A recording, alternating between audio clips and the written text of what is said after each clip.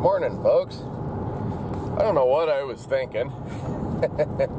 We got the high school rodeo starting Thursday, Friday, Saturday, and today is Monday. I got so doggone much to do. I don't have time to mess around with a beaver if I catch one. Kind of hoping that those bulls set off the trap. Now that I want them to, though, they won't. So I don't have time enough to go across there today to spring it. Hopefully it's set off and I don't have anything. Kind of funny here, you're trying to trap and you don't want to catch something.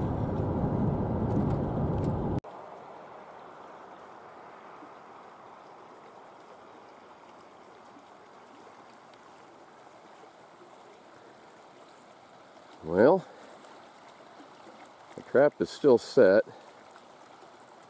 so at least I don't have to deal with that today.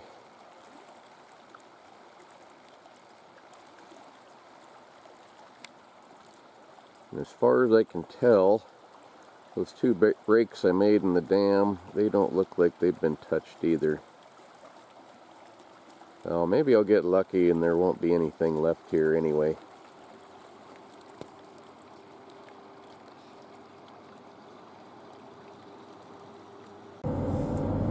High school rodeo is always really kind of a pain. I've still got 5 of those red horse stalls to clean, all of those white panel ones, but I don't ever have enough pens for the number of kids. So I gotta put together a whole bunch of panel pens, as many as I have panels for. They're supposed to call me, but most of the time they don't. They just show up and expect to have a stall ready for them. So, it's gonna be a busy day today. All the years I guided hunters and things, we would put a high line up, which is just a rope a little bit over your head, between 2 trees, and then we would tie the horses to that rope every, I don't know, 10 feet apart or so, and that, or we would just tie them directly to a tree, and they'd stand like that, you know, for a week or better. In between hunts, we'd of course take them down and let them loose, but the horses, it sounds kind of abusive to be tied to a tree for a week, but it's only at night. You know, during the daytime they're off doing other things.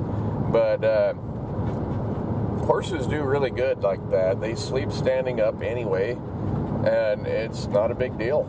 It's kind of nice if they can lay down, but they don't have to. And my own horse, he was a cribber, which means he would chew on wood and he'd suck air and bloat himself and cause himself all sorts of stomach problems and things.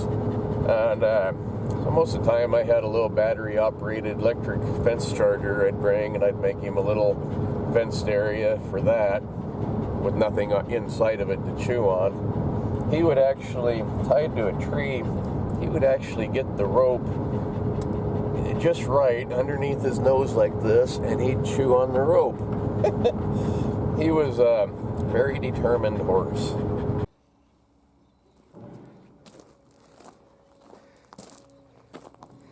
Finally got the last of these stalls cleaned out. Some of them had a ridiculous amount of wood chips in them, but 20 of those. I need to still do these over here. Most of this I can get in here with the tractor, though. This isn't so bad. I can scrape it out. I just gotta kind of drag it out with underneath the fences from with the pitchfork. But after that, set up a whole bunch of panel pens up underneath this barn. So far I've got about 40 horses coming. I've only got 20 stalls, so hopefully I can fill them all. That's a lot of a lot of pitchfork to load an entire dump truck by hand.